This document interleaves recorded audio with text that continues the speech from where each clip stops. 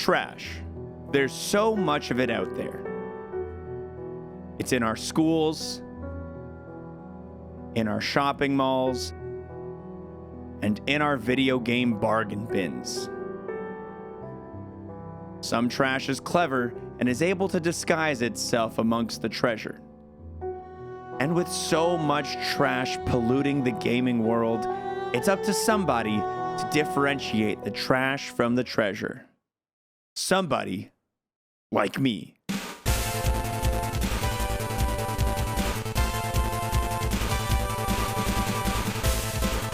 Welcome everybody to my new video series based off of a fictitious game magazine that I made up called GameWave.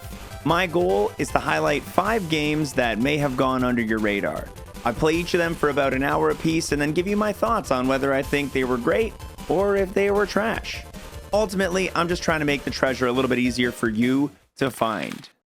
For GameWave, I'm going to be trying to select games that may have slipped under the radar, while juggernauts like the new Pokemon Scarlet and Violet and furry hentai dominate the charts.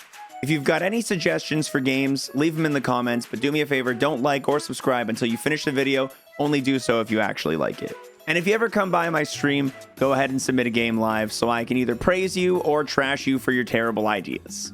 Not going to be giving you guys any playthrough footage today, just reviews, so let's go ahead and dive right into the first game.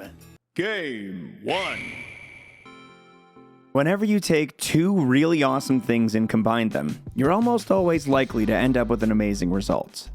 Toodee and Topdee does just that with the platformer and top-down action genres to create something brand new. No, not an unholy abomination, but instead one of the most clever and brain-bending, satisfying puzzles I have ever had the pleasure of enjoying.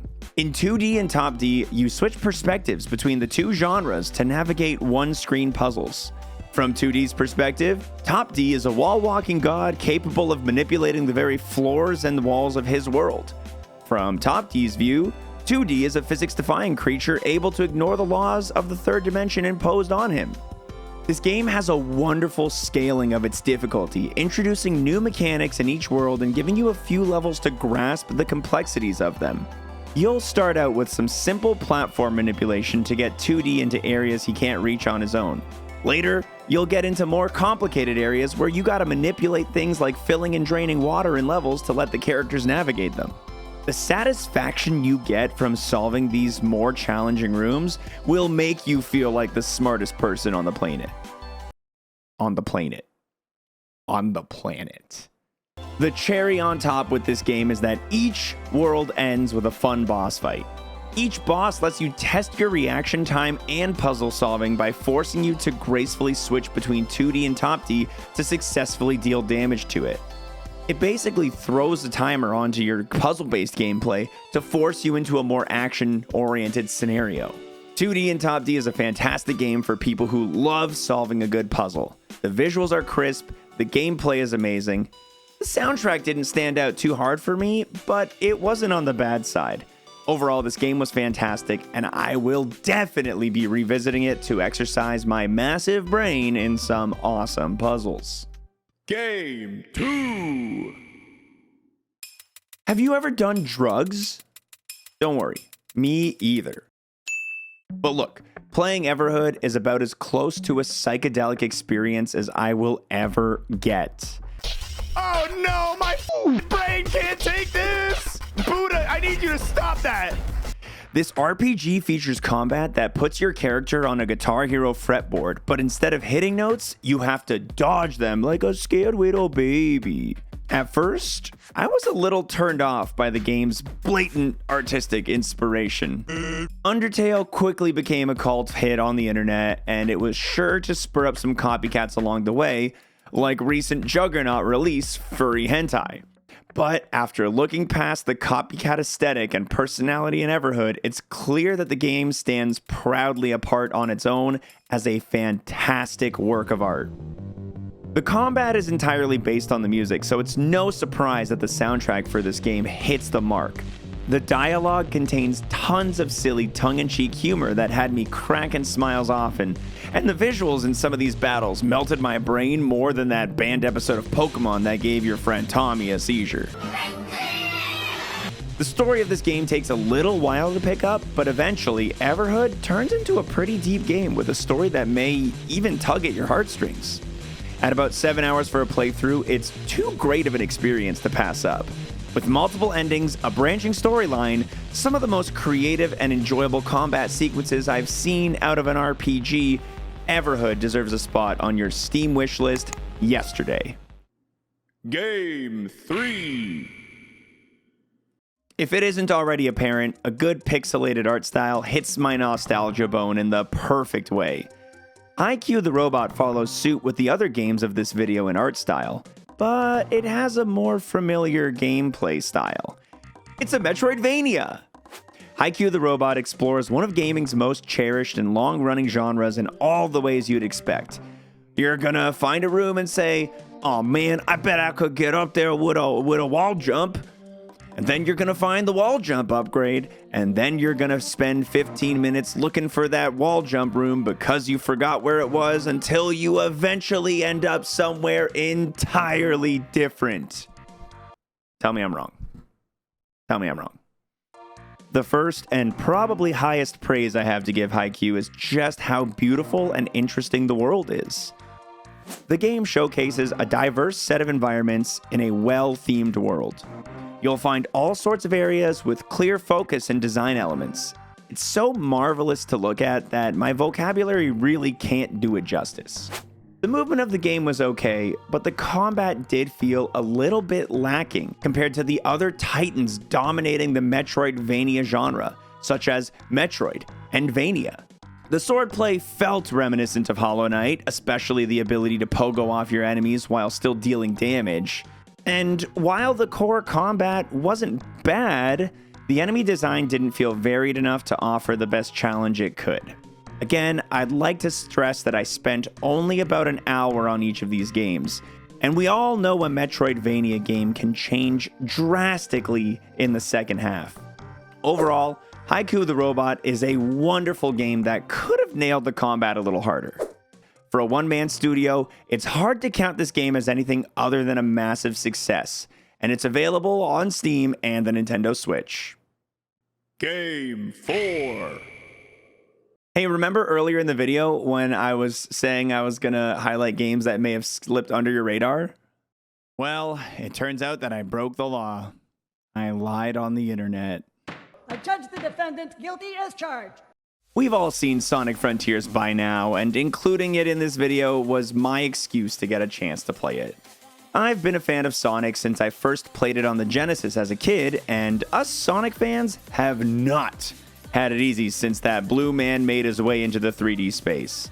With most new Sonic releases, fans see a glimmer of hope at finally getting a game where Sonic feels good and controls well in the 3D space, and in Sonic Frontiers, it's half true.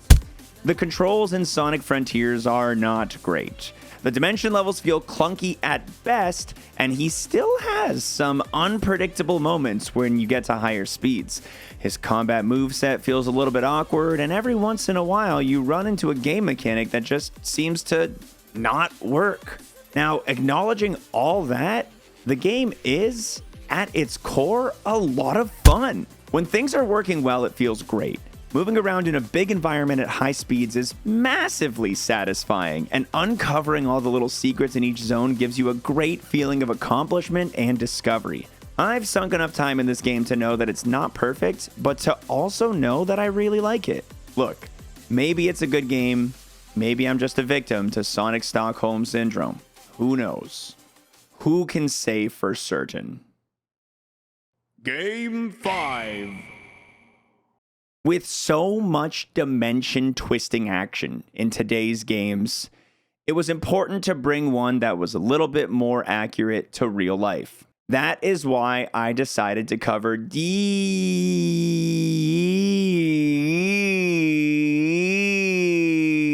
Simulator, your average everyday deer game. In Deer Simulator, you take control of a regular, everyday deer and live your life in the city. Use all the abilities of a regular deer, like its stretchy neck and attachable pistol antlers, to cause chaos as is typical in deer culture. Ride a zebra, play basketball with some cows, or maybe just destroy some buildings. But be careful. If your deer disaster level gets too high, the police will chase you down. Now, despite not looking like it, Deer Simulator actually does have a plot. Without giving too much away, your encounter with the police has the potential to leave you seeking refuge in not another place, but another time. Find your true self in the future and explore the wild wonder that it has. Build a mecha deer, become a deer bike, and lead a team of deer-voted followers to uncover the secrets of Super Future Neo Tokyo.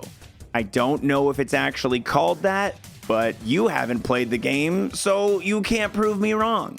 Deer Simulator is on Steam, but it's also free on Game Pass, so if you want to kill a few hours with a wacky game that's going to be sure to leave you and your friends howling, absolutely worth picking up. Final rankings. Everybody loves a little bit of judgment. We're going to rate the 5 games of this week in order from worst to best. Coming in at number 5, somebody who's used to it, my man Sonic. While yes, I really like the game, I think the others offered enough quality and creativity to leave Sonic in the place he's been very familiar with these last 10 years or so. The last place. At number 4, I have Haiku the Robot. Maybe it's because 1 hour wasn't enough time to really get my hands dirty with this game, but I'm someone who really likes challenging combat, and the 3 or so bosses I faced in my time playing didn't leave me with that satisfying feeling upon beating them. At number 3, I've got Deer Simulator. The comedic value of this game made it shine so bright, but even a dumpster on fire shines brightly. Deer Simulator is a big practical joke of a game, and it fits the role well, but it was easily outshined by the other 2 games this week. Our number 2 spot goes to Toodee and Topdee by a slim margin. Look, in 2022, where there are thousands of games released a year, it's rare to find something that makes you drop your jaw at just how innovative and different it is. Toodee and Topdee is a quality game with a unique mechanic and deserves to be looked at by everyone who enjoys a good puzzle game. That just leaves 1 game left for my number 1 spot, and it's going to be Everhood. Everhood's battle system and silly charm were enough to win me over pretty easily. While it's not quite as unique as Toodee and Topdee, I found that it left me thinking about it a lot more. It left a strong impression, and when I went back to play the rest of the game, I found myself truly in love with it. Don't let this one sneak past you. Everhood is worth playing.